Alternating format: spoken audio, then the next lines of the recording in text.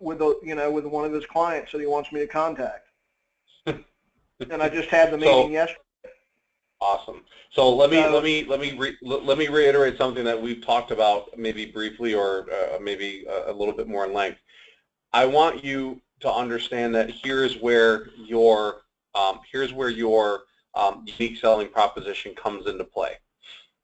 Tell me what you're going to do with the client from the moment you pick up the phone and talk to them, and then what happens after you're done talking to them. Well, I mean, basically do everything I can to essentially, for lack of a better term, pump up Jay, for referring him, and then, yep. Getting to the point with the client so that he, thanks me and then ultimately thanks Jay for referring him. Bingo. Bingo. I would also, that's spot on. I would also tell you that the first couple minutes of the conversation with the client, you must, and I say must because it's an absolute must, you must set the stage appropriately. And the reason I say that is because many times we meet with our clients and just come to find out that we can't do anything for them, and then we simply close the door on that relationship because it's of no quote-unquote value to us. The truth is that every introduction is a chance to expand your brand and expand your market share. So by setting the stage in the very beginning, before you start talking turkey with them, you have the chance of really instilling in them the kind of business that you want them to reference you as. So I always started the call by simply telling my client, you know what, Bobby, before we get started, I just think it's kind of important that you know who's on this end of the telephone, because I'm going to learn so much about you. I'm going to learn so much about your personal life and things about you that you don't share with many people, that I think it's almost as important that you know who I am and why I do things.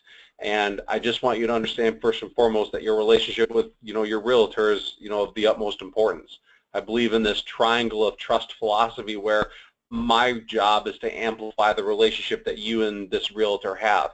And the reason I believe that is because if I do a good job for you, I know that you're going to go back to him and say thank you, and all that does is it grows my relationship with him, and that's invaluable to me. So no matter what happens between you and I want you to know that that's my number one goal. So whether I help you or whether we work together or not, I'm going to put your wants, goals, and needs at the forefront of our entire conversation. And as long as you and I are on the same page that that's clear, that way we can move forward without any fear that I'm going to be trying to sell you on something. I'm really here to help advise and counsel and coach you and mentor you through whatever process you need to go through based on what your needs are. Is that fair? Yes. From that point on, everything that you share with that borrower, everything that you communicate is on the heels of the presence of the relationship between the realtor and that client. And that's where your client shifts from hearing you to listening to you, because you've now just embedded in them your why, which is resonating so deeply with them because nobody has ever set the stage for that right there. Now here's the powerful piece to it.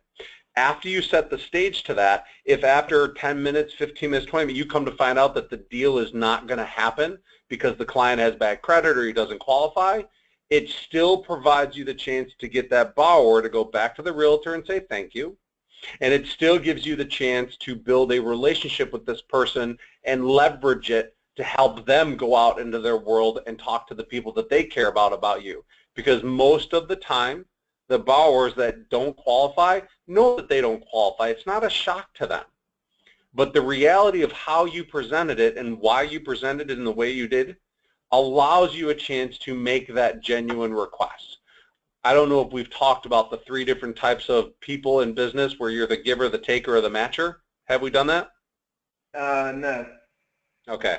We won't get into too much of it today, but the reality is that after every accolade, after every appreciative statement that you get from people because you've done a good job, it needs to be followed up with a request. It needs to be followed up with your call to action. And if you set the stage in the beginning, then deliver on what they're really there for, It allows you to seal the deal or close that conversation off with a very positive call to action, which is, you know what, Bobby, I'm so deeply sorry. You know, we'll continue to look at your options, and I'll follow back up with you if that's what you want. But I told you in the beginning what's so important to me, and that is your relationship with your realtor. Oh, you know what, Bobby? You know what, Doug? Thank you so much. I totally understand. I kind of figured that this was happening. I appreciate your honesty. Bobby, is it okay? Would you still please help me out? Because, you know, I really want to see you get into a home. It may not be today, but I'm going to be your biggest advocate to help you through this process. So can I get your help on two things? Make sure that you go back to the realtor and say thank you. But more importantly, I know that you know people in your life that are in similar situations that are trying to figure out if it makes sense or not.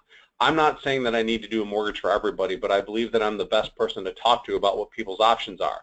And I would love a chance to talk to somebody you care about, because I promise, like the way you're going back to your realtor and saying thank you, I'm going to be able to do that for somebody that you care about. Is that fair? Yes. And the power behind that is that you set the stage, delivered on whatever the result was going to be. Whether it was a loan or not is not the reason you're doing this. The reason you're doing this is to get them to go back to the realtor and say thank you, and then to talk to other people about what you do. If you were able to get a loan out of it, that just gives you a longer period of time to magnify that opportunity. The truth is that when you don't set the stage and you simply jump into the nuts and bolts, your time with them is going to literally be thrown out the window if you can't help them at that exact moment. I liken it to this, and this is kind of the way that I've always looked at it. It's kind of like somebody giving you an apple and you eating the apple and throwing it away. So you go back to that same person looking for another apple, and they might give you another apple, and it might be too sour for you, so you take a bite of it, and then you can't eat it, and you throw it away. But every time you eat an apple and throw it away, what are you throwing away? The core. And what's in the core? The seeds. And what are seeds? You plant to grow more. More apples, right? Exactly.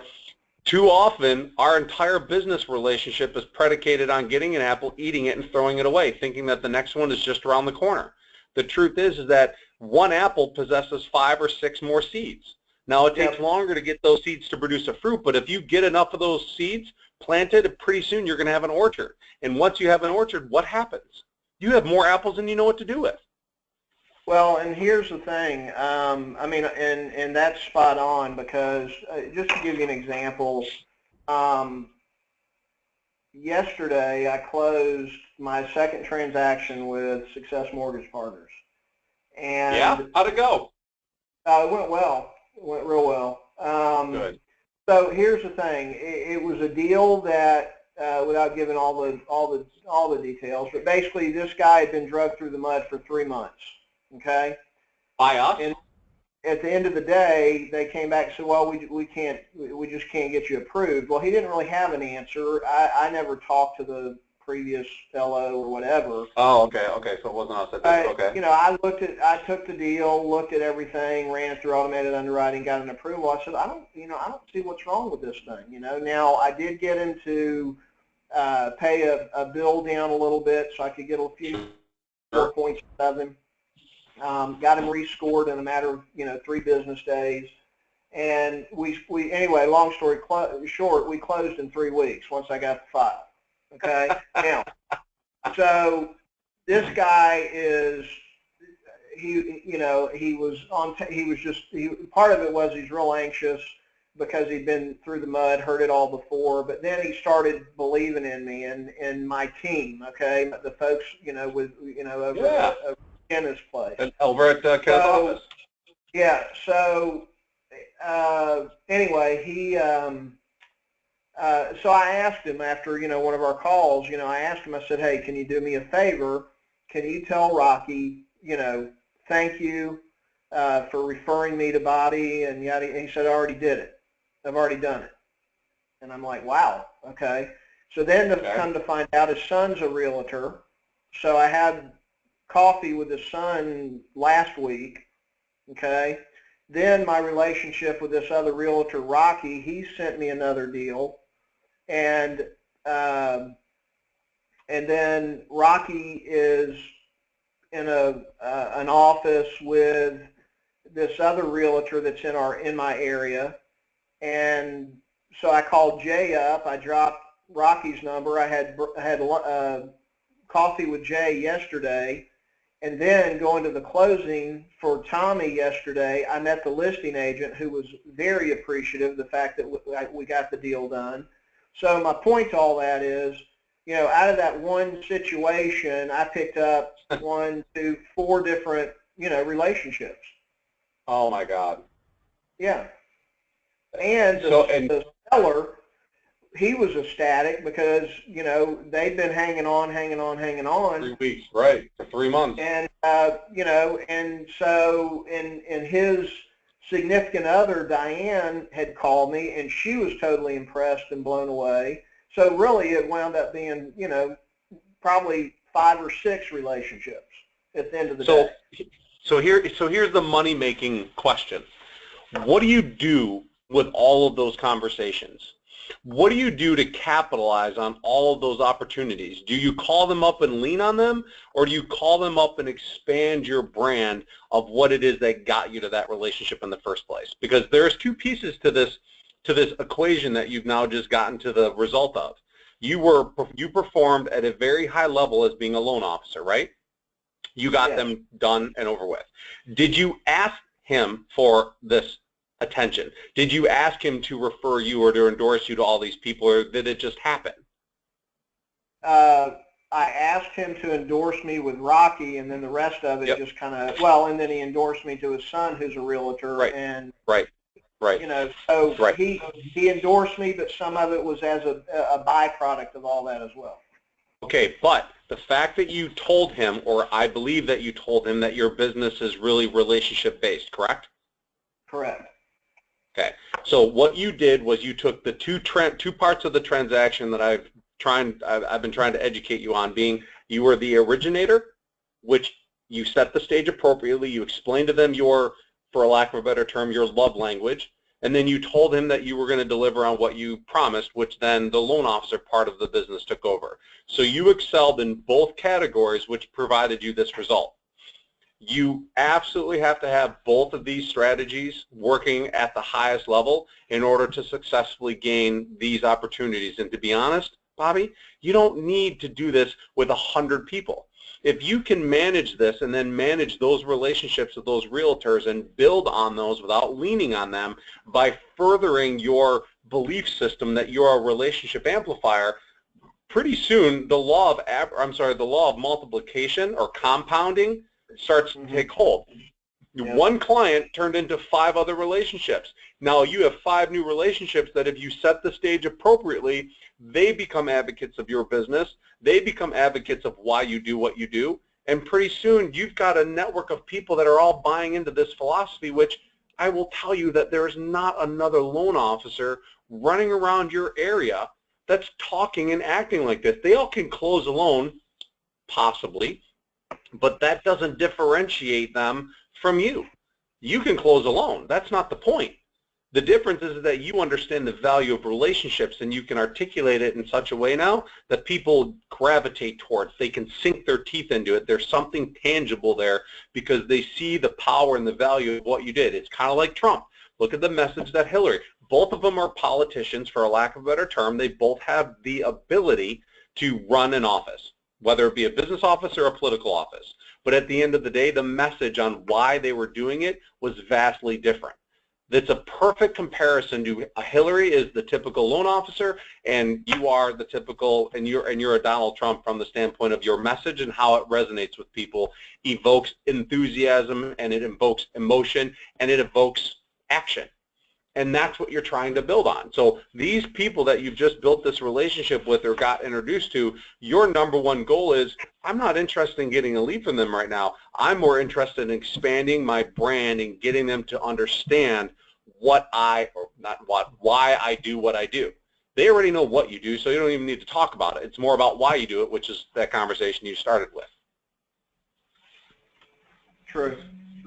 Hey, yeah, my wheels are already turning out follow-up calls with some of these folks, especially the the seller's significant other, because I think she's in a target-rich environment from the standpoint that I think she works for one of the local dealerships and has for years. So, you know, just another promoter, I guess, of my, you know, of my brand, if you will. Bingo. So you're going to reach out. So I'm going to give you this, and I'm recording this call so you can replay it if you want. I'm going to give you, and actually I don't have to give it. Are you getting the posts on Facebook for the Band of Partners? Yes. Yes, okay. It is. So I posted one a couple days back, and it talked about there are 7 different ways, you know, strategies for reconnecting, you know, to really capitalize on the referral moment. See, what you've created, my friend, is a referral moment that's been blown up. So you have all these people who have acknowledged the referral moment. They don't know it, but they've acknowledged what you've done. And what your mind should be trained to do now is, oh my God, I've created this massive referral moment. What do I do? I honestly think the first thing that you need to do is jump onto Facebook, go back a couple days, and look for the one that talks about the value awareness questions. And the science behind this is, it's called value awareness. Value awareness, okay. And the truth is that when you get other people to talk about your value, it actually makes it sound so much more meaningful when they say it than you having to say it yourself. You know, it's the difference from being solicited to unsolicited. And it's like, you know, hey, Bobby, thanks for noticing. In what way did I do a great job on this transaction for you? Tell me more about what it is that I've done for you during this process that brought value. And when they say, you know what, Bobby, you were communicative, you delivered on what you promised, and you did something that nobody else could do. You know what, Mr. Realtor, thanks for noticing on that. I really pride myself on the ability to take my job as a loan officer very seriously.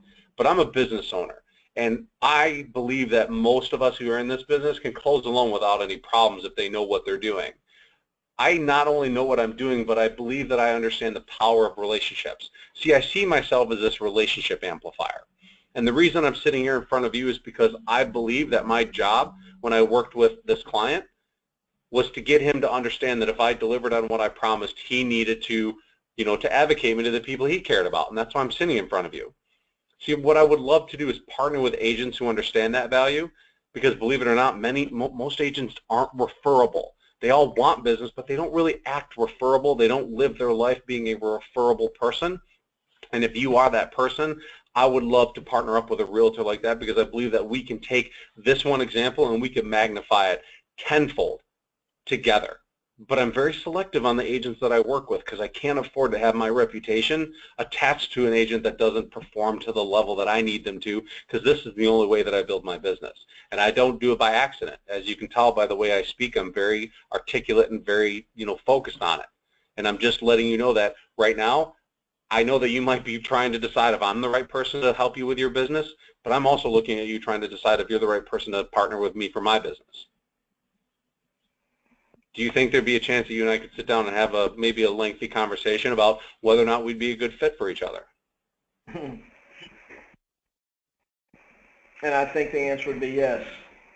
So the difference between what a normal loan officer would do in that situation versus what I just laid out for you is what really creates the resonance. See, there's resonance versus dissonance, and the dissonance creates all that confusion and chaos and sandpaper on wood, whereas the resonance is that it's the harmony of it all working in connection with each other. And when you have that, people gravitate towards it, and that's really what it is. I mean, we can liken it to the way Donald Trump was. He may not have been the most ideal character to have it, you know, to be the president, and he has many flaws. But the motive behind what he was doing was to create passion and enthusiasm and to get people to buy into the why he does it. And that's what you're after. You're not trying to convince them that you're the best person. You're trying to convince them that you see things in such a way that makes it a value benefit to them, because you're going to amplify the relationships that they have, which in turn creates moments much the same way that you've been introduced to them. I don't think for a moment that you would be, I don't think for a moment that you would lose any ground if you had that kind of a conversation with every one of those people, and if that was your staple at every conversation with every realtor on the listing side of every transaction, but you'd have more agents in your wheelhouse and you know what to do with. Right. Well, I can live with more agents in my wheelhouse, so I know what to do with. Careful, man. They're like a cancer, though. Yeah. I don't know, man. Is this resonating at all? Oh, yeah, absolutely. No, it's. What did you hear me? I'm trying to. Tell me what you hear me say. Trying to apply it and, you know, think through it every opportunity. So what did you hear me just say? I mean, basically, at the end of the day, it's, you know, it's about, as we've talked, you know, over the course of the last few weeks or whatever, it's about, first of all, being referable and not needy, or, you know, needing the opportunity or the relationship. Right, not leaning on people. Right. It's about being selective in conveying that message, not from the standpoint that I'm better than you, but I take what I do seriously, and, you know, prefer to work with like-minded people, and that at the end of the day, you know, any clients or referrals that come to me, my goal is to, you know, amplify that relationship, you know, with them, to better amplify the relationship with you, the realtor. Correct. I.e. called the triangle of trust. Right. And any time that you can get that message, and I don't care how fluid, or I don't care how perfect, or I don't care what the words are that you use, if the message is received, and you can tell when you look into a client's eyes, or you can look into your audience eyes, and you can see when they shift from hearing you to listening to you, you know when that happens. Yeah. That's when you can literally stop talking. Right. Because once they buy into that, there's no coming back from it. Mm-hmm. You would literally have to break trust in order for them to shut down. Right. Because what you're doing is you're speaking to them in such a way that it evokes a feeling of confidence and trust and faith, which in the hands of the right person can literally create a business that is impenetrable by market conditions. Right.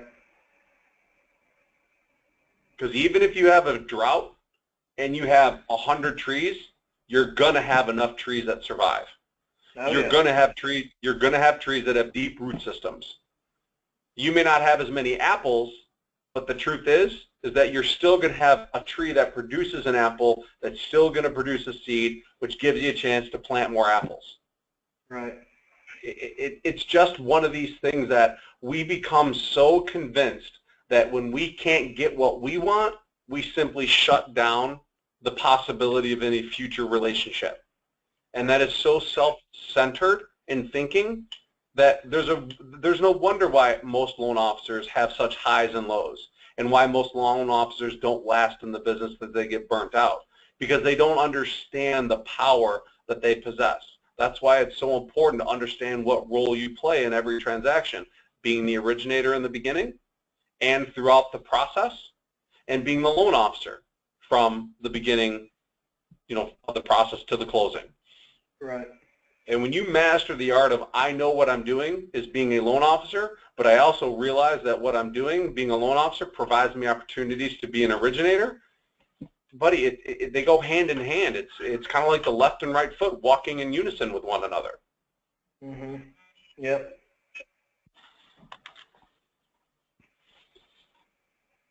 Hey, not to change the subject or get off topic, or, you know, Hey, brother, what you got?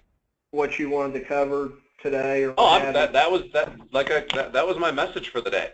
And that was really predicated on the conversation you started with regards to that referral, because when you get a moment like that, those situations are not commonplace.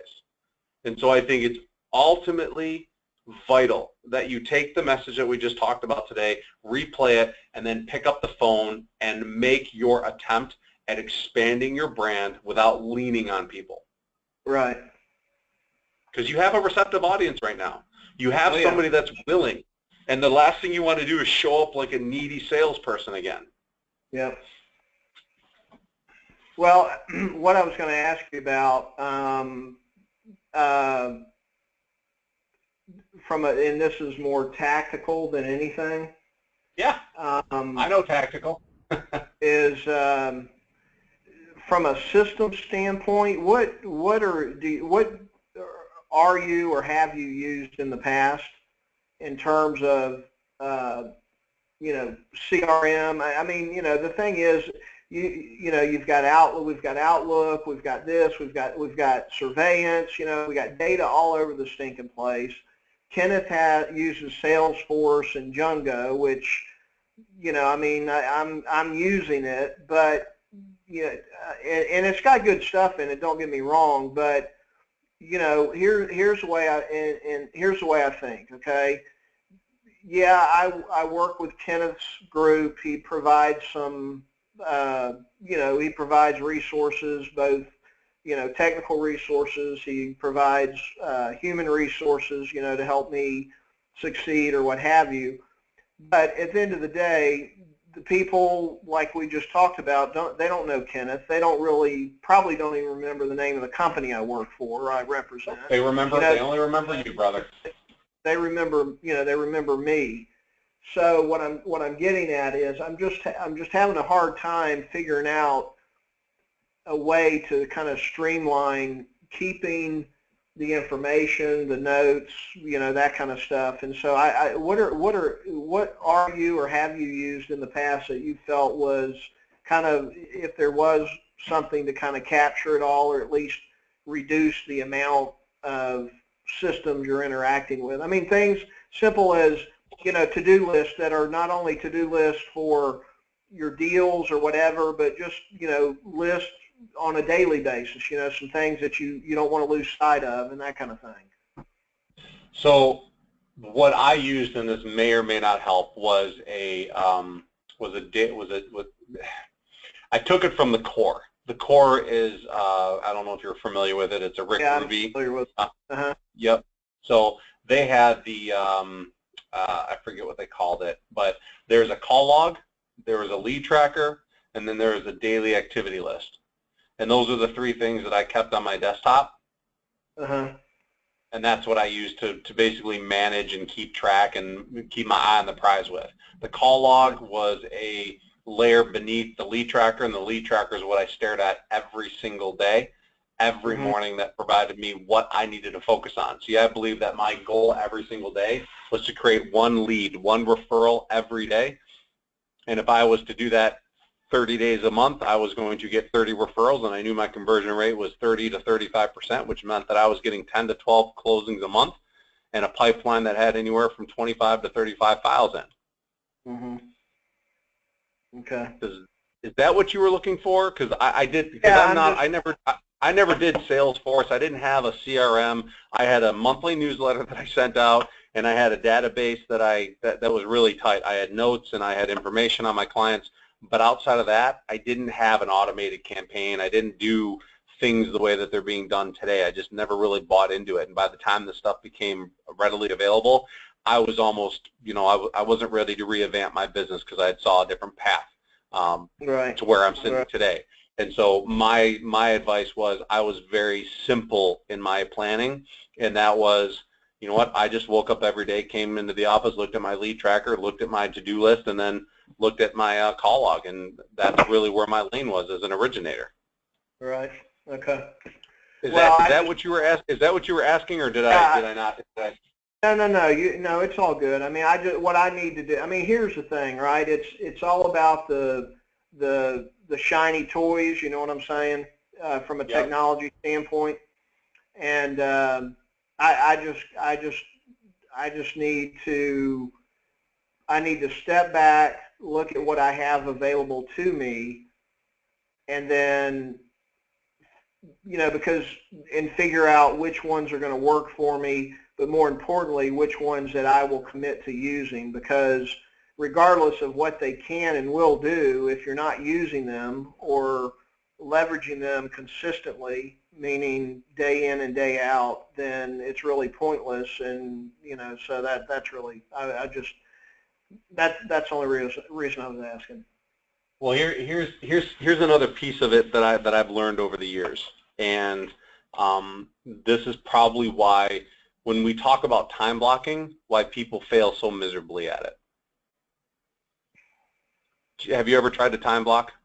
Do you do that well? I have, and it seems like everything I read, from the one thing to 7 layers of communication to this book, Fanatical Prospecting, and that I'm listening to, and just other stuff. I mean, yeah, time, it's all about time blocking, the power hour, Right. That kind of stuff. So yes. So the concept of it makes total sense, right? I mean, we totally get why we have to. Right. It's about setting aside a period of time to stay focused and eliminate all distractions, because if you do that, you'll wind up getting more done in that hour than you will supposedly, or not supposedly, but when you try to multitask because you think you're multitasking, or you put off the hard things, or you just kind of go down that path because it's easier instead of doing the harder, more sales related type tasks like prospecting. Right. The reason I believe that time blocking is so ineffective is because everybody's teaching people on the what to do. Nobody's teaching people on the why to do it. Right. And the why to do it is not the time blocking. The time blocking is just a mechanism. The why you're doing it is because you have to believe in the product or the process during that time, because then you won't make it a variable. So, for an example, you're sick and you have to go to the doctor and get a prescription. I don't care what is on your plate. If you feel like crap, you're going to make it a priority to get to the doctor, block out the time to go, and go get an exam.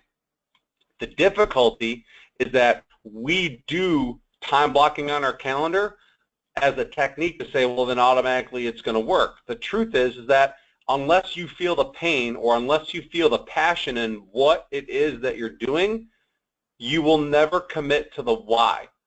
Right. And I believe that your level of commitment to your why determines how successful you are. So in your time block, if what you're doing is, I'm going to pick up the phone and call every one of those people in that relationship that we just discussed for the next hour, because I believe that it's my opportunity to capitalize on a relationship that I was able to succeed at a high level with, and I know that that's going to turn into some future business. So you've already committed to your mind that the why is extremely important, and you're going to go to your calendar and block off that time. The truth is that what we do during that power hour is what determines whether our time blocking is going to be successful or not. But we don't talk about the why you do what you're supposed to do in the time blocking. We talk about the concept of making calls, doing Thor's hammer. But there's a reason why many people fall off the wagon from doing that kind of stuff, is because the why that's there isn't nearly as strong as the resistance to doing it. Right. Yeah. Yep. That makes sense? So, I mean, again, that just kind of goes back to, all these different systems and figuring out which ones that work, but more importantly, that I'll commit to using, and, keeping tabs on, on the business. Right. And the reality for you is really simple. If why you're doing it is so vitally important, there's nothing that's going to prevent you from doing it. It's that simple. I mean, it really is that basic. Right. That's why the message of why you're doing things in the brand and the and getting people to see your value beyond what you do, and you understand that when you pick up the phone, you're not leading on people. The fact that you understand that you're not leaning on people, and the fact that you have a message to share with them that's definitely more attractive, gives you the passion to want to do it, and you understand why you're doing it. Right. So I guarantee you, if you made that commitment to make 5 phone calls a day to people in your network and in your relationship circle and in affiliated relationships, and you are going to take that message and expand your brand with it, you're not going to have any problem setting aside an hour a day to make that happen, because the why behind it is so strong, and it's so easy, and it's so fluid, and it's so conversational, and it's so honest. That's a message that everybody can buy into. So you would find the time to make those calls. And if you decided to set aside an hour or two every day to do that, I guarantee you that you would be consistent with it for the foreseeable future. If you continue to see results, no different than me blocking the time off every Wednesday to talk to you. Yep. It takes a lot for me to juggle my 15 coaching calls a week with 30 LOs. Mm-hmm. It takes a lot of planning and a lot of scheduling. And the why I do it is not because I get to sit on the phone and talk. It's because I get to do what I believe my God-given gift was, and to be able to take my calling and make it part of your life. And that's my why. And that's the beauty of this. And if I'm able to do it, because I'm the most ADD person you'll ever meet. If I see a shiny object walk by my office, I'm following it out the door. Yeah. And the reality is that for me to do this by myself, because I don't have an assistant, it speaks volumes of that concept, which is time blocking is not the message. The message is, why are you doing what you do during that block of time? And if you're passionate about that, guarantee you're going to find the time and stick with it. Right.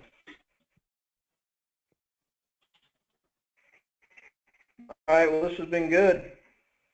Again. Always food for thought. Always food for thought, right? Oh, yeah. Yep. Was this a good call? So just so you know, this week, I mean, well, first of all, I'm not going to the conference. Oh, man, are you kidding me? Yeah, I couldn't make it happen. I mean, I've got a doctor's appointment that I've totally forgot about on Tuesday. I've had no. See, you're making really time. See, you're making time. There's no issue there, right? Well, I've already pushed it once, and I just my wife's on me because I've had melanoma in the past, and okay. You know, I've had a couple spots removed, and so I've got I was supposed to have had my checkup right towards the end of the summer, and anyway rescheduled it, and so I've got that appointment in Birmingham on Tuesday, and I just couldn't. Okay.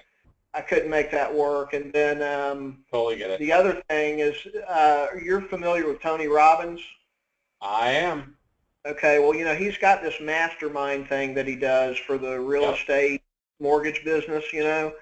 Well, they're doing they're doing these one-day deals all over the country, and one of them is on and I know it's after the conference, but it would have been tough for me to make this.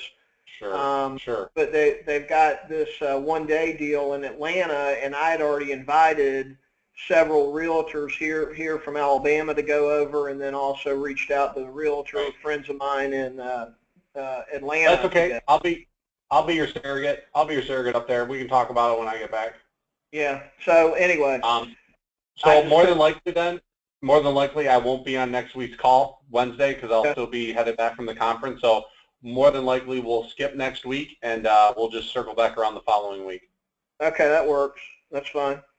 But what I was going to tell you, though, is my plan is, the reason I said that about the conference is the remainder of this week, which I'm taking Friday off. My wife's out for Veterans Day, and we're going to see her sister up in Kentucky. But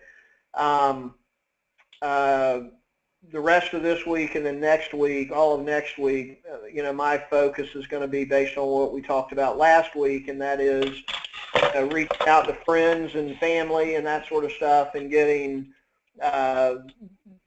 referrals or potential referrals, if you will, to CPAs, financial planners, that kind of stuff. Got it. So anyway, in addition to the folks I'm already, trying to nurture that relationship with. Awesome. Look on the Band of Partners. There was a post that I put. I believe it was today's post. It's a perfect conversation script on how reconnecting with those people could sound like. Okay. All right. Okay. Yep. All right. Let me know how it goes, and I will chat with you in a week or two. All right, man. We'll travel safe and have fun. Thank you, my friend. Okay. Right. Talk to you soon. All right. We'll see you. Bye-bye.